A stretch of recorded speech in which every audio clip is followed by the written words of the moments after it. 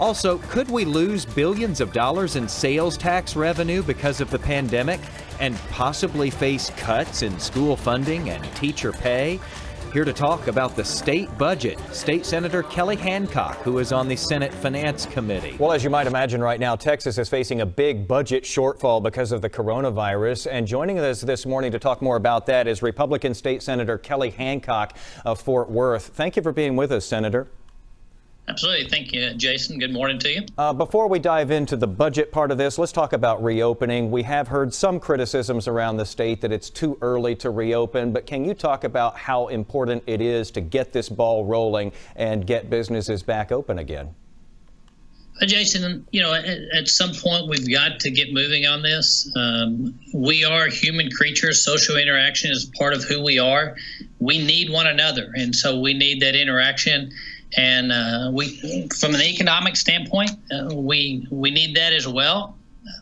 But really, I would say what's more important is that we just need each other. We need interaction with one another. We need those relationships. We need those interactions with our friends and with our family. And right now, we're not able to do that the way we need to. And it's going to impact lives. It's going to impact families. Lack of interaction, that social interaction will create depression and anxiety. And so there's multiple reasons that we at least need to get moving in the right direction.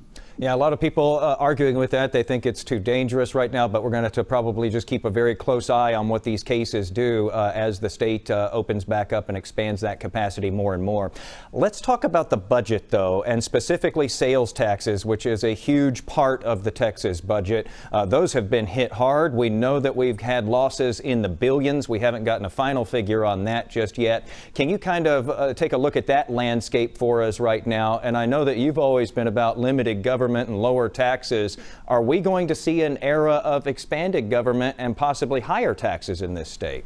Well, I think if you look at where we are, absolutely, we're going to see sales tax, which is a large part of the revenue for the state, be impacted. We recently just got the numbers from the controller for March, which March, the quarantine wasn't in full effect, and we saw about nearly a 10% decline in the sales tax revenue in March. I suspect when the April numbers come in that we'll see an increase in that direction, a continued decline. I know as a business owner, I'm having to deal with that as well. I've met with all of our employees this morning to talk about April, and it was, April was not a pretty month. We were down quite a bit, and we just had to have an open conversation on that. And so businesses are looking at that.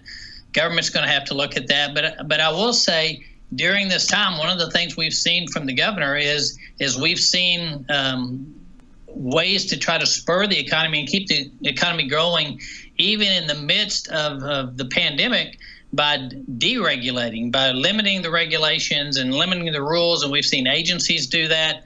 The governor's done that in order to try to open up the doors of the economy and continue, allowing economic freedom in areas even under this environment. And those are things we're going to have to look at it moving forward, ways to make sure that we do stimulate the economy. Senator, last thing with about 10 seconds left here. Of course, Texas has about $10 billion in its rainy day fund. Is that going to be enough of a cushion to help us out, or are we likely to see big cuts? Currently, we have the controller says our treasury, we are able to cash flow, and we're, we've still got a year to go with the budget we adopted last session. So the way our budget works is when we start session, we've got 6 months left in the previous session's budget. So fortunately, Texas has been very economically successful. We were conservative in our budget. And so Texas, of all the states, is in great position to come out of this thing and be prosperous as we move forward. All right. State Senator Kelly Hancock, thank you for sharing your thoughts on all this with us this morning. Appreciate it. Thank you, Jason.